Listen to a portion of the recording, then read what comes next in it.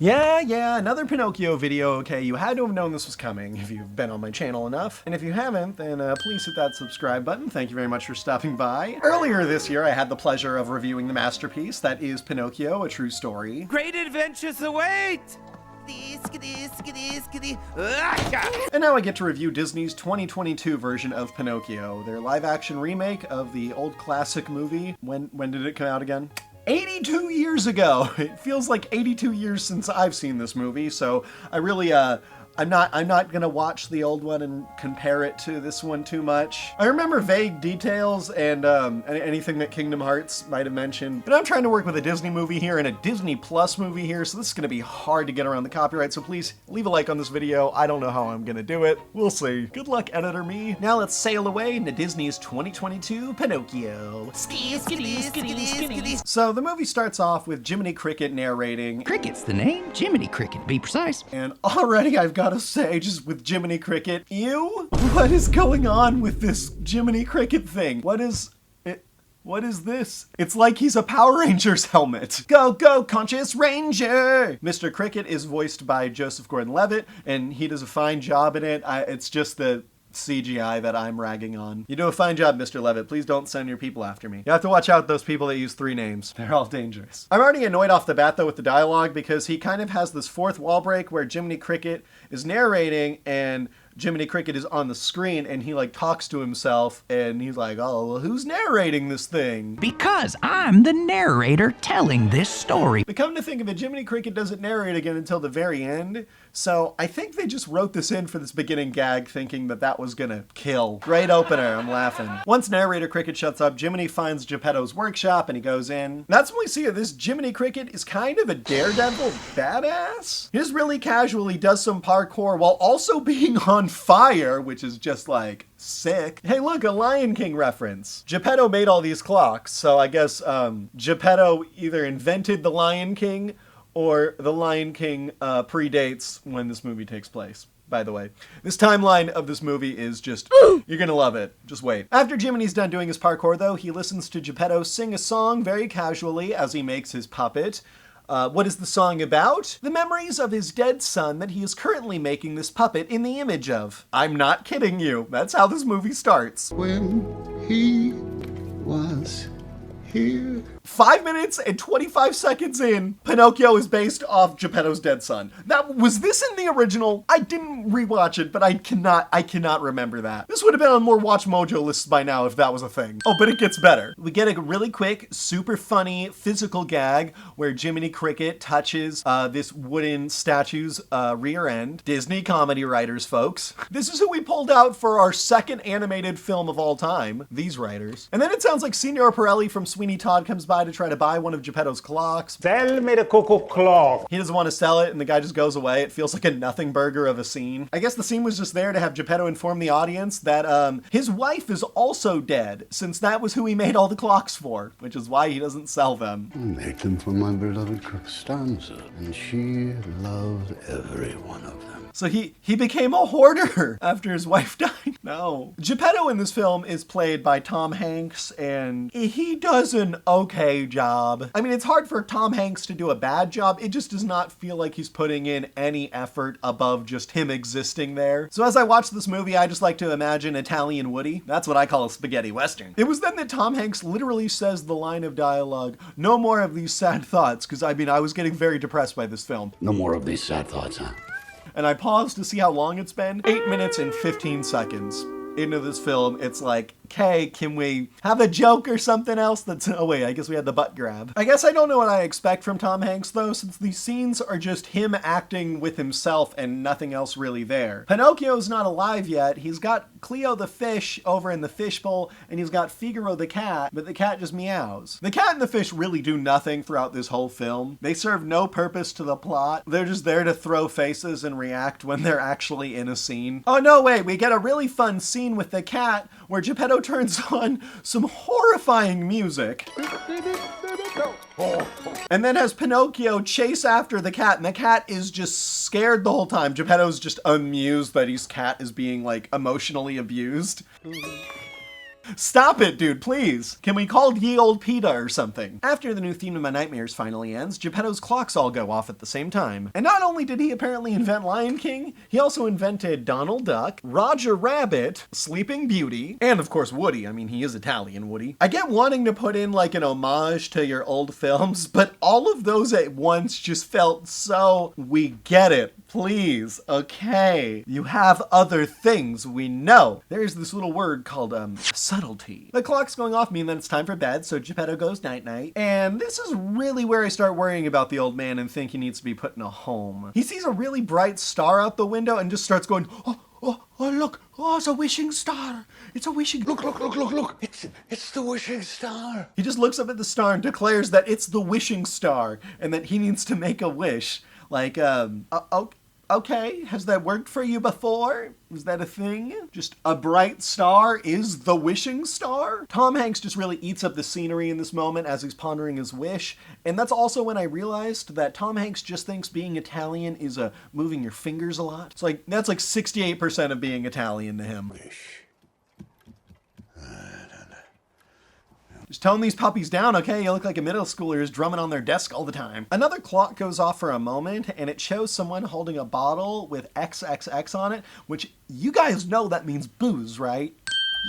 Just keep that in mind for now, okay? Remember that there's been a booze reference already in this film, okay? A blue beam of light shoots through the window and hits Pinocchio, thus turning him into a live wooden puppet, you know, the story. That's when the blue fairy comes in and basically just exposits what's going on and what his goal for the movie is. Be a good boy, try to learn right and wrong, conscience. That's you, Jiminy Cricket. She appoints him the conscience, of course. She sings When You Wish Upon a Star and floats out the window, and oh my god, that scene took 7.5 minutes. That one really dragged, gotta be honest. And what's weird is the blue fairy never comes back. They make her seem so important and powerful, like she could really help out, and she does in the original, and in this movie, that's it for her character. Can they just not book the actress again? Geppetto wakes up and finds out that his puppet boy has come to life, and rightfully so, he kind of freaks out. But I'll be damned if we weren't 25.5 minutes into the movie and I finally had my first laugh when Pinocchio's telling Geppetto about how he can become a real boy, and he's trying to recount what the blue fairy told him, and he says, all I gotta do is a lot of stuff. And that's how I felt about this movie. Like, I'm hardly paying attention either, Pinocchio. I guess it is a good surrogate character. I don't want to listen to what's going on in this movie either. After the shock of his inanimate creation that he just finished having come to life, he has a manic moment where he starts cheering about how he has an almost real boy, which could you have picked a more psychotic sounding phrase? An almost real boy. We must have music. No, and he puts his terrifying music back on. Stop with that, please. We get a blink and you miss it montage for Geppetto and Pinocchio, I guess, having a relationship. Their characters have a connection now. And then Geppetto says it's time for Pinocchio to go to school. So the next morning when we come outside, it's actually morning. The sun is out, and that's when I realized this movie has just been dark as the dark cave from Pokemon. Finally, someone on the set could afford a light. Before Geppetto can send Pinocchio off, he needs to show him more of his Italian finger work, though, of course. He says, this is how you act Italian, Pinocchio. Look at my fingers. Look how much they are moving on your fingers. Like any good anime protagonist, Jiminy Cricket wakes up late for school and realizes that he has to chase after Pinocchio. Luckily outside he runs into a seagull that doesn't eat bugs and is willing to fly him to his wooden boy. Fly me to my wooden boy. That'll be the name of my poetry book. That's when we see strolling down an alleyway this fox guy voiced by Keegan-Michael Key. The character's name is apparently Honest John from the original, but I swear to God they never say it in this movie. Pinocchio somehow knows his name is Honest John later, and I'm like, I never heard it. I never heard them say Honest John. I'm gonna listen for it now, but I never hear it. The special effects on the fox here and the cat guy, but mainly the fox, are like some of the best in the movie in my opinion. I really wish this character was in more, but he's in this scene and just one other scene and then he's gone. A lot of characters just feel highly underutilized, like they were just thrown in to exist and not to actually exist for a purpose. I mean, that's what my parents said about me, so who am I to judge? Honestly though, I think Keegan-Michael Key actually does one of the best vocal performances in this film. That's it! Stromboli! He fits really well in voiceover and was cast well here. And the shower curtain for a cape thing was funny. That's why I wanted him to reappear later. I thought they were gonna have him come back and have like a richer cape after he sold off Pinocchio, but then he's just gone. They notice Pinocchio and see that he's a walking, talking puppet and realize that they could sell him to Stromboli's circus. They need to get him away from the class that he's following, but it's really not that hard since Pinocchio is so stupid. He stops to sniff horse shit. Pinocchio chooses when he wants to be smart in this movie, I tell you. So once this fox guy starts talking to Pinocchio, he tries to convince him to come and join the circus to be an actor. And oh man, while I like his performance here, he probably delivers the cringiest joke in this movie. So they're coming up with a stage name for Pinocchio. What are they gonna call the wooden boy? Because Pinocchio's too long.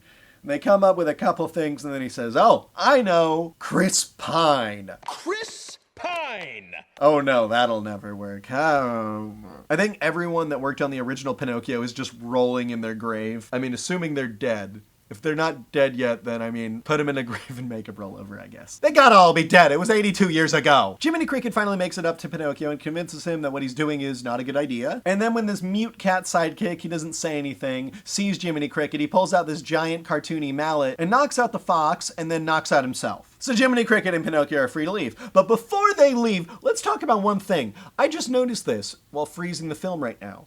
Look at the mallet. There's a heart on it that says G plus HJ. HJ is Honest John the Fox, and I just looked it up. G is Gideon, which is the small cat. Are Honest John and Gideon right now a gay Disney couple? It's in my headcanon. We got gay furries. Gay furries in Disney! My dream is complete! The eighth wonder of the world is here! Disney created gay furries. Pinocchio arrives at the school, and I actually thought this gravelly road effect was really well done, sounded great, looked great. Hold up here. But then they write this joke around it that, again, just makes me cringe. Jiminy Cricket goes, oh, look at this road. What are we paying taxes for? And Pinocchio even goes, what are taxes? And he goes, well, nothing that you need to worry about, especially now that you're not going to be an actor. It's not Joseph Gordon-Levitt's fault, but when you have such a big-name actor saying a line like that, you just feel like the unrelatability seeping through the writing in the screenplay. Pinocchio actually gets into the school and then is promptly kicked out. Not even a minute later. School is for real children, not the ridiculous puppets. I thought the school teacher was this nice lady that Geppetto waved to, but then we have Father John Wick over here who's kicking out Pinocchio, telling him to stay out. School's only for real boys. The Key and Peele cats trap Jiminy Cricket underneath a jar and then are able to convince Pinocchio to go into the circus. Cause I mean, he did get kicked out of the place his father told him to go, so... Did Geppetto send him off to school without telling the school, hey, I'm gonna be sending a little wooden boy there? Like, he doesn't even look the same height as the other kids. Did Geppetto just think that was gonna fly and not stand out to anybody? As always, I'm blaming the parents. Pinocchio doesn't make it home in time for dinner, so Geppetto dresses up in his best Quaker Oats cosplay and goes off to look for his wooden son. Pinocchio has joined Stromboli's circus, and Stromboli is just a creature. He looks like a villain from a Goosebumps. Like, could you wash your hands and face, please? We're also introduced to a new character, this girl who's like a puppeteer for Stromboli as well. She's also got a foot in a metal brace, which is interesting representation. They just don't really do anything with it, though. Pinocchio's just like, oh, did you hurt your foot? And she's like, yeah, but it gets better every day. They don't ever tell you how it happened, or it's never significant to the story. It's just sort of there, just put in. She's got this female puppet, though, who's like a French ballerina, because that's what Pinocchio was missing, a female puppet. She performs with Pinocchio, but there's also a bunch of other puppets that perform with Pinocchio, and we only ever see this girl as the one puppeteer, which makes me think, who is controlling all these puppets? Does she have multiple arms like Squidward up there? I'm just questioning how this act is even possible, but Pinocchio doesn't let me question that too long before he lights his legs on fire. His legs are able to move that fast that he can start a fire, okay? That's some super speed right there. Confirmed Pinocchio is replacing Ezra Miller as the Flash. Luckily, though, it literally doesn't singe him at all. I guess we can pay for any kind of singe effect to be added to Pinocchio. You know, what happens to wood when it meets fire. The circus act also goes on for a little too long for me to be impressed. Like, all right, they're not real puppets, they're CGI puppets. I'm I can only be so impressed. Next scene, please. In the scene right after that, Pinocchio's in his trailer and he's walking around and he goes into this other room and just sees the girl puppeteer dancing around and singing to herself. So it's another musical number right after this other long musical number. I guess it wasn't a musical, but it was a dance number with music. Just like I was musiced out. And it's like a whole new big salsa musical number thing. And it's to build up character development between Pinocchio and not even this human. It's her puppet. Because Pinocchio is so dumb, he does not realize she's controlling the puppet, by the way. She thinks that her puppet and her are two different entities. As I said, Pinocchio's intelligence is, wavers. You'll see. Stromboli interrupts the musical number, thank you, and tosses Pinocchio in a cage, which gave me flashbacks to Kingdom Hearts 1. We see Geppetto still out in the rain looking for Pinocchio, and when we come back, the puppeteer girl is already trying to help Pinocchio escape. Freaking idiot little Pinocchio does not, again, want to trust the human girl, so she has to pull out her puppet for Pinocchio to trust him. So now you don't trust anybody. I trust you. So when he starts chit-chatting with the girl puppet, we learn that apparently we are going to take over Stromboli's circus. And then we're going to start our own show. I don't know if we is supposed to be the invisible people that helped you control those other puppets, but I haven't seen anyone else but you, your puppet, and Pinocchio, so who is we? Who's doing this Cirque du Coup? This movie is really good though on its beats, so it has Stromboli interrupt again. We're just copying the same formula as the scene before. And he closes the little roof hatch that she was talking to Pinocchio through. We also hear that the stakes are a little upped since Stromboli really needs Pinocchio at the next city since they love puppets, so they'll make a lot of money. The Chinese love puppets. They will give us lots of money. What wonderful dialogue. And I really wish Stromboli could get an extra lamp for this room. This whole movie is just, again, so dark. It's been so dark ever since Pinocchio got sold to the circus. I guess maybe that's theming. I don't know. I'm not going to give them that credit. No, I'm not giving them that credit. Jiminy Cricket is still stuck under this jar, and unfortunately for him, they must be on a soundstage or something, because this rain is falling perfectly downwards. Just zero wind whatsoever. Perfect for multiplayer Super Monkey Ball, but not for this. Stromboli's carriage hits a rock that knocks the jar off of Jiminy Cricket. You know, the whole taxes line. The taxes joke was about a rock hitting someone. Oh, look, it saved you, Jiminy. So funny. What a callback. But this allows Jiminy Cricket to get into Stromboli's carriage and see Pinocchio and help free him. When he asks Pinocchio what's been going on, Pinocchio lies and says he never wanted to join the circus, and that's when his nose finally grows. Remember, that's a thing. Looks like some sort of fairy magic, kinda on the nose, if you ask me. So yeah, even though the Blue Fairy never mentioned it, and it's never happened before in the film, whatever, 56.5 minutes into the film seems like a good time to introduce it. What are we, 2/3 of the way done with the movie? We might as well introduce one of the key points to this fairy tale, I guess. They realize, though, that if Pinocchio keeps lying, Jiminy Cricket will eventually be able to reach the key on the other side of the room, so that happens. And when Pinocchio says, "I'm sorry" to Jiminy Cricket, his nose goes back to normal.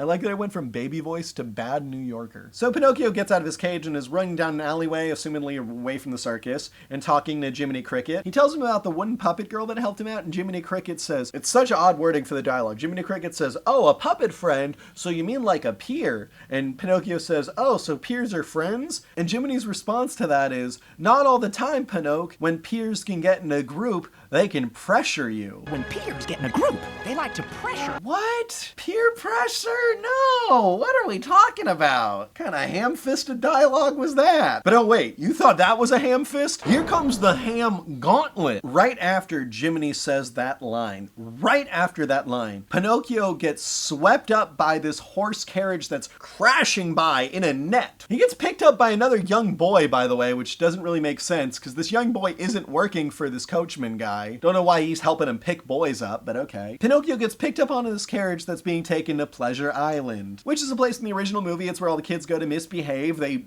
smoke cigars, drink booze, you know, stuff kids shouldn't be doing. We're introduced to Pinocchio's friend for this part of the film, Lampwick, who is just the most New York boy in the world. The collection for the island, you blockhead. The director said if every line out of your mouth doesn't sound like I'm walking here, you're doing it wrong. Jiminy Cricket also gets knocked away from Pinocchio because that has to happen in every part of this film. Pinocchio should really just keep him in his pocket, but that never happens. Or else we couldn't have conflict. This whole beginning part of the carriage ride just acts as an expository dump for what's even going on. Pinocchio's like, why was I picked up? And he's like, you were on the dock end corner of Crossroads, so we picked you up. You got collected. Everyone knows that if you're on the corner of the crossroads of dark, you get collected, so you got collected. Which, did you pick up all the kids that are in the back of that with that tiny net that barely fit Pinocchio? Sure you did. Lampwick tells us that Pleasure Island is this place where you can go, no rules, no parents, no cops, no one will say a word. No cops, no parents, no rules. But then he pulls out this poster and it just says Pleasure Island free. How did he get any of that information? Who told him this? Because spoiler alert, he's gonna get turned into a donkey and sold off to a salt mine. He's basically dead once he goes there. How did he hear all this good word of mouth? From this creepy toothless man?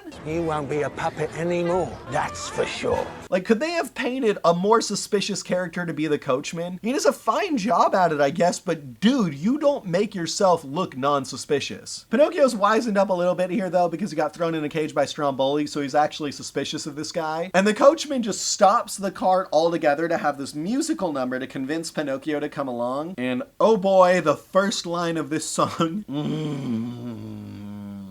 First line of this song is, "It's only peer pressure if you're not a peer." It's only peer pressure, unless you're not a peer.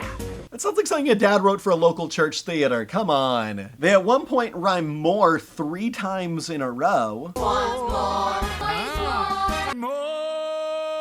The guy who plays the coachman, Luke Evans, it really seems like he just got finished binging the Pirates of the Caribbean movies and is like, I want to do Jack Sparrow. I'm going to do Jack Sparrow. Oh, I'm sorry, it doesn't work that way. The peer pressure works though, and Pinocchio agrees to go to Pleasure Island with everyone. This is also when the movie loses its sense of scale for me. There was like a good handful of kids in the back of that carriage, but then this entire ship of children arrives. It is way more extras than were in the back of that cart. And it's because they had this really full amusement park set that they needed a bunch of kids to fill out so it wouldn't look so empty. But again, with how many attractions you see, it's just not believable. We'll get into that, but I want to show you this continuity error with the New Yorker kid. Watch him pat Pinocchio on the back and run off.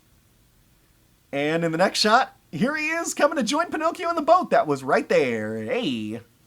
He's got a twin brother, I guess. He's just as New York as the other one. You know what always said welcoming to me as a kid? A diarrhea-inducing clown face. Their boat ends up going on a Ferris wheel, which has a clown face with teeth on it. A little boy's just running up the side of this Ferris wheel, by the way. That kid's not even like breaking the rules. He just has a death wish. That kid's crazy. There's a place where you can just steal everything inside of it, which, okay, would just be free at that point. There's a place where everyone's just breaking it. There's a contempt corner where you can go to call people poo-poo heads and losers and go, Arriving at the final attraction, Clock Stoppers, which reminds me I need to do my annual watching of Clock Stoppers at New Year's to try to stop time. All the kids are just breaking clocks, and Pinocchio is like, these look like my dad's clocks. They look like my father's clocks. And then his friend is like, oh yeah, check this out, and just breaks one. Watch this.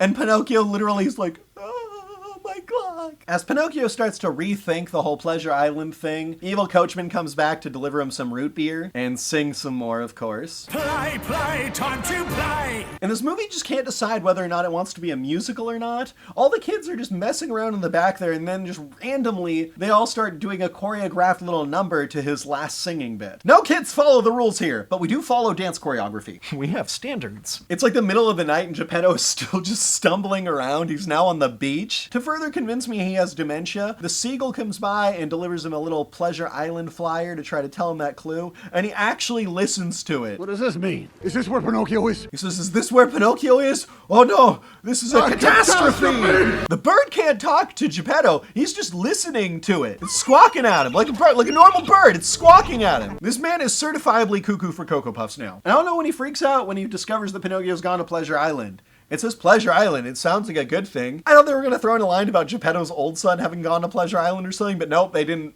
ever bring that up.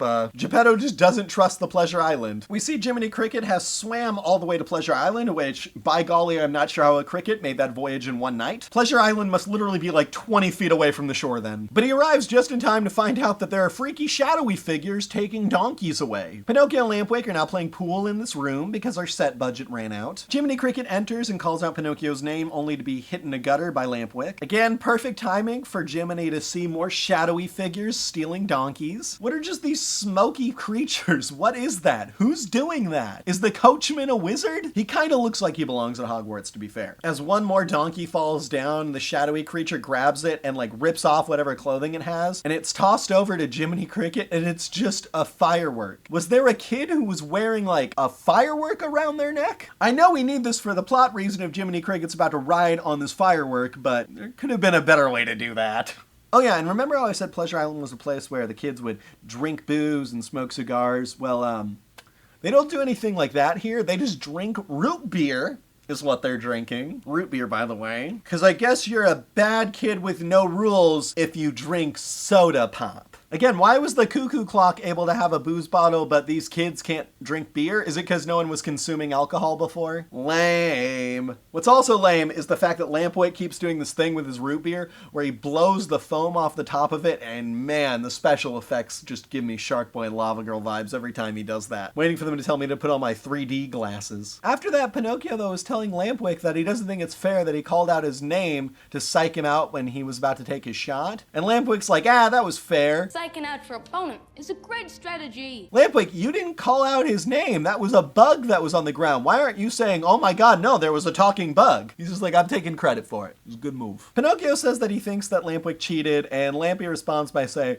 with how you're talking, you think something bad would happen, which is a very odd response to that. You think something terrible is gonna happen to us. But hey, it gives enough dramatic irony for his donkey ears to pop up. Lampwick starts to turn into a donkey. It's okay. You don't actually get to see the full transformation happen on screen, which is kind of a cop-out in my opinion. Pinocchio gets donkey ears and a donkey tail. Jiminy Cricket rides the firework up, and Jack Sparrow pops back in with his shadowy demon friends. He tells them to go after Pinocchio because he's really valuable. If he was so valuable, then why have you been letting him walk around and just do whatever he wants kind of unattended? He was just off in this area with this other kid. No one else is around. Why don't you throw him in a cage? It seems to always work for everyone else who does it. What in the name of Dark Souls is this? He's riding on the top of two of the shadowy ghost things.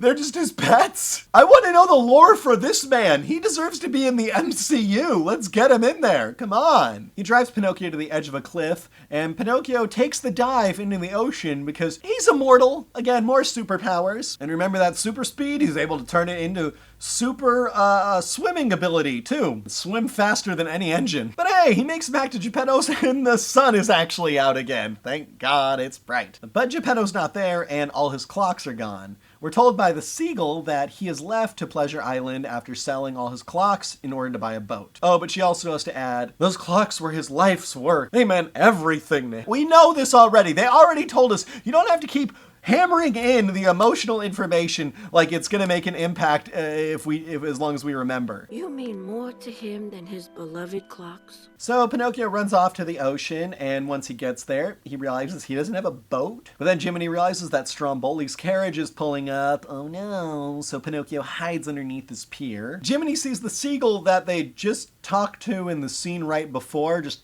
hanging out over there in the ocean. Why didn't she just stay with him? Why'd she ever leave? She seems like a really valuable ally at this point. Just keep her close. Jiminy Cricket says he's gonna go talk to the seagull though, and Pinocchio needs to hide because it's Stromboli. It's not right. It's the girl, obviously. They do this whole moment where there's a slow walk on the wood. Oh, it's like trying to be like a horror film and Pinocchio's all scared. It never shows who's walking on the wood or Pinocchio's like vision up to the pier. Couldn't you see, Pinocchio, that it's female clothing? That it's the girl? I guess she doesn't fully trust the human girl, but it's so lame they can't show it to us because we could see it's not Stromboli. So yeah, shocking reveal. It's the puppet and the puppet girl. Pinocchio! They tell Pinocchio that apparently Stromboli was thrown in jail, so they just stole his stuff and are now running the circus. I guess that's how the Cirque du Coup's gonna work. The puppet girl asks Pinocchio if she wants to come and join their theater, but he says that, I gotta look for my father first, and then I will, and that makes him lose his donkey ears and tail. The girl is like, all right, I understand, come back to us when you're ready, and they leave, and that's their character. They're gone for the rest of the film. If you ever think you're going to see another moment where maybe Pinocchio's performing with her circus and they get a little thing where they get to get, nope, that doesn't happen. The seagull apparently knows that Geppetto went out to sea and takes Pinocchio water skiing to go get him. It's kind of a small nitpick, but I just thought it was really stupid. Jiminy is just on Pinocchio's shoulder here, but then he's like, I think I see something. And he decides to climb this rope that the seagull's carrying a little more to get a farther look. But with how fast you're moving, that's not going to do anything. You might as well just wait like a second and you will have been where you got on that rope. Jiminy Cricket is trying to get into a workplace accident or something. What's going on here? Trying to get that insurance payoff from the Blue Fairy. So they see Geppetto's boat, it's just really far away, and Pinocchio starts calling out to him. He gets his dad's attention, and then they start having this conversation. Basically, Pinocchio recounts to him everything that he's done that day. Pinocchio! When can I leave to be on my own? Got the whole world to see. But he's doing it over the sound of his feet hitting the water with all this distance between them. I can't even hear my wife when she's in the other room and the air conditioner's on, okay? This has got to be the most unbelievable part about this talking puppet film. What a tiny boat Geppetto has too. It's like he sold all of his clocks, his life's work, and we got this little thing. Dude, you could have just made that boat. You're a wood guy. Big happy! Right as Pinocchio gets near his dad, the giant creature Monstro appears out of the ocean and eats them. This could have been pretty well done and interesting had we not had a line before, right when Pinocchio fell into the ocean and Jiminy Cricket went, "You better watch out for Monstro. He's the big creature that'll eat you in the ocean." We don't want to bump into Monstro. Why would a character ever say that in a movie if we weren't going to see the creature? So when we have the shot and it's also in the, I know the creature's coming. It's like, I know he's in the original, but you didn't need to have the line from Jiminy Cricket earlier, okay? Maybe someone new to this movie would have not expected it if you didn't say that before. You didn't need to set it up. I guess we had Jiminy Cricket climb the rope up to the seagull so he could be separated again from Pinocchio. Now he's outside of the whale while they are inside. After getting to like a dry space inside of Monstro, Geppetto and Pinocchio talk for like 30 seconds before Pinocchio already has a plan on how to escape. I have an idea! Remember how he was sniffing horse shit 24 hours ago? Now he's coming up with escape plans. While Geppetto, who's supposed to be this genius inventor, he was just ready to give up. Okay, I guess he is